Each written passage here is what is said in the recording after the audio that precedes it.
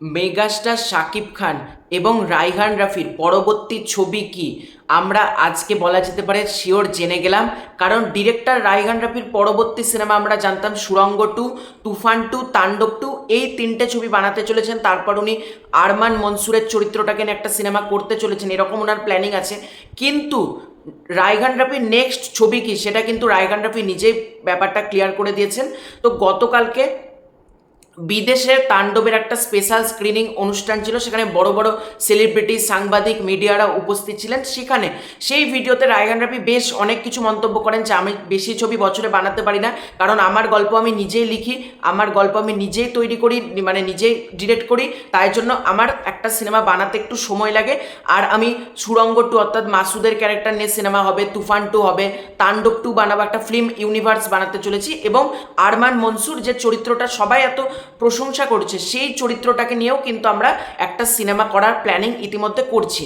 রায়হান রাফি কিন্তু এই কথাগুলো বলেন। এছাড়াও রায়হান রাফির একটা ব্যাপার বলেন, সব ধরনের সিনেমায় করতে হবে। আপনাদের জন্য সুখবর দিচ্ছি, নেক্সট আমি একটা সিনেমা করতে চলেছি যেটা একটা হরর ফিল্ম হতে চলেছে। আমি প্রথমবারের জন্য হরর জনরাতে কাজ করতে চলেছি, এটা উনি বলেছেন। কিন্তু এটাতে মেগাস্টার থাকবেন কিনা এটা বলেননি। কিন্তু আমি কেন বলছি মেগাস্টার শাকিব খান, কিছুদিন আগে আমি সবার প্রথম তোমাদেরকে আপডেট দিয়েছিলাম, মানে ইউটিউবে যতজন দেখছো আমি সবার ফার্স্টে আমি বলেছিলাম তাণ্ডব সিনেমার পরে মানে মেগাস্টার একটা হরর জনরার ছবি করতে চলেছেন।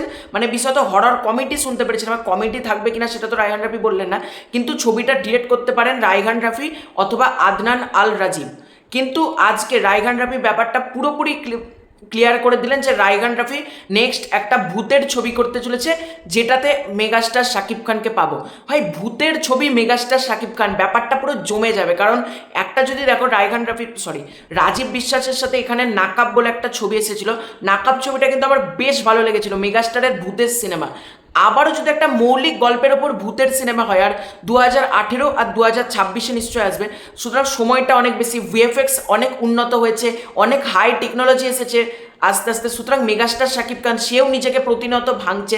সুতরাং ভাবতে পারছো ভূতের ছবিটা কোন লেভেলে যেতে চলেছে। এবং আমি চাই, বিশ্বাস করো, মেগাস্টার একটা হরর ছবি করুক, কারণ বারবার অ্যাকশন অ্যাকশন দেখতে না একটা টাইমের পর একঘেয়ে হয়ে যাবে। কিন্তু মেগাস্টার যদি ডিফারেন্ট ডিফারেন্ট কাজ করে, একবার অ্যাকশন, একবার রোম্যান্টিক ছবি, একবার থ্রিলার ছবি, একবার ভূতের ছবি, এবং ভূতের ছবি মেগাস্টারের কেরিয়ারে কিন্তু বেশি নেই, এইরকম একটা ভূতের ছবি রায়হান রাফির সাথে হোক, কাজটা খুব ভালো করেও। কারণ অনেকে বলবে ভূতের ছবি করার দরকার নেই, ভাই সব ছবি করার দরকার রয়েছে।